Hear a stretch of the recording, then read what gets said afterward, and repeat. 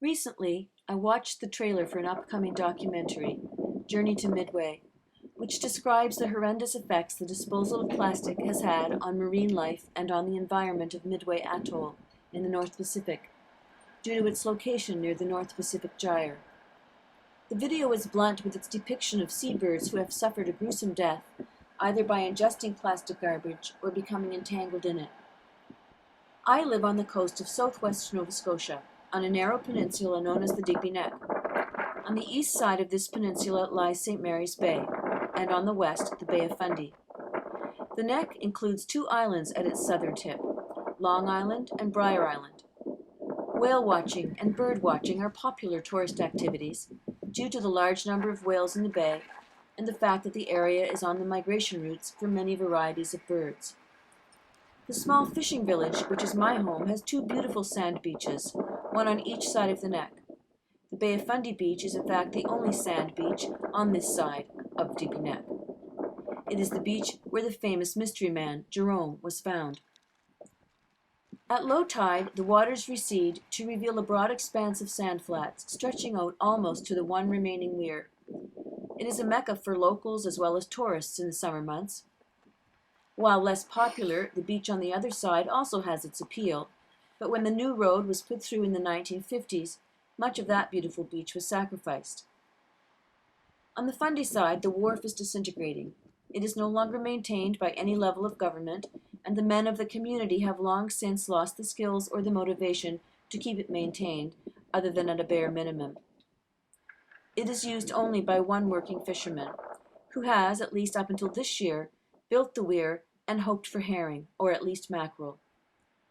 The sea is reclaiming the wharf, and over the last few years what remained of the slip was taken away by winter storms. The big seiners have taken the herring for their eggs. The eggs get shipped to Japan, and the herring is turned into fertilizer. Since the eggs are not developing into new herring, it is a self-fulfilling prophecy. But there are other fishers out there, fishing for lobster or hand lining for cod or long lining for groundfish. Tankers and a ferry also ply the bay.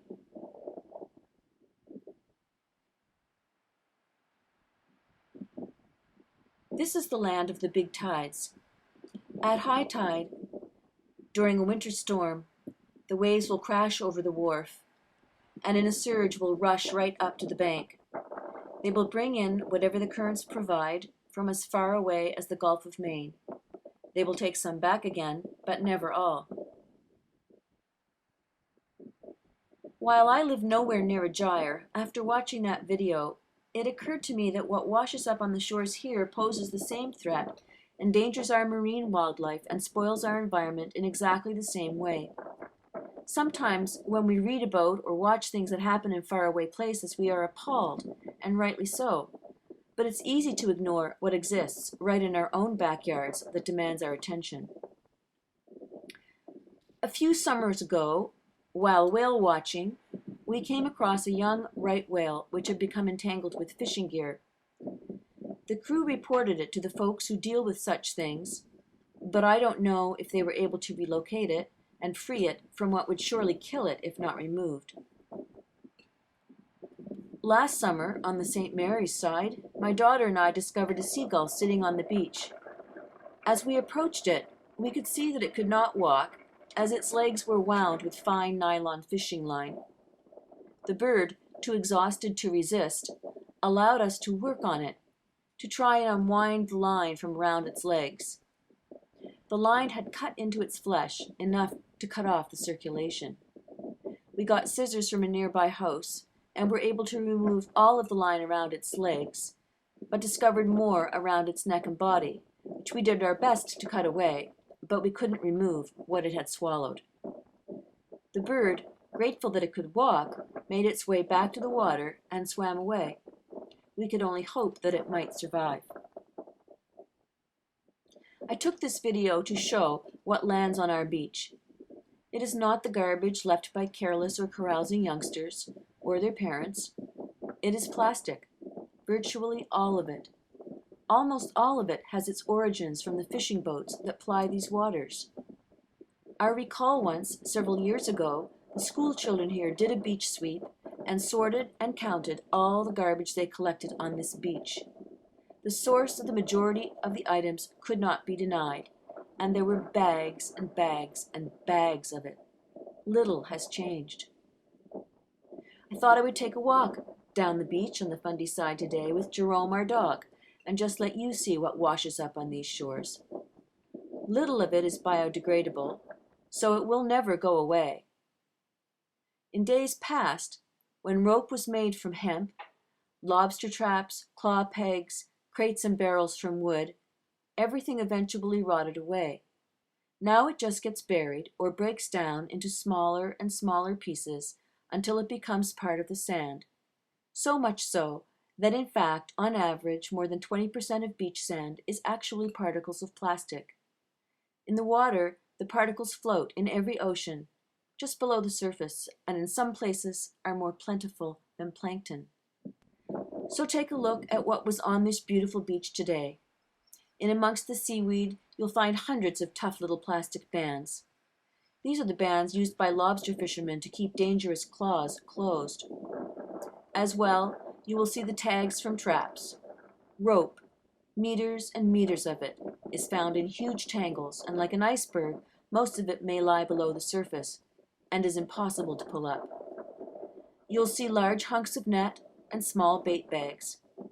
Heavy-duty rubber gloves, often without anything wrong with them, but rarely a matched pair.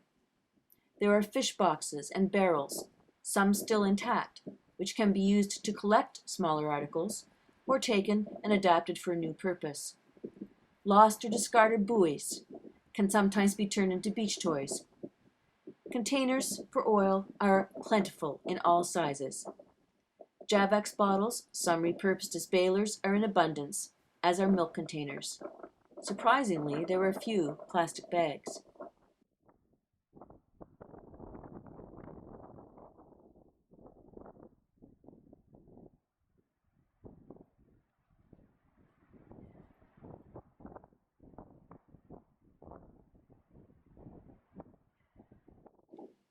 This isn't some remote paradise in the North Pacific Island with a bird sanctuary, but it is a beautiful beach in a remote part of my province. Nova Scotia, almost an island itself, has 13,330 kilometers of coastline, according to provincial government statistics, due to the many bays, inlets, and small islands that surround its craggy shores. I imagine that the plastic litters the scenery anywhere you want to look.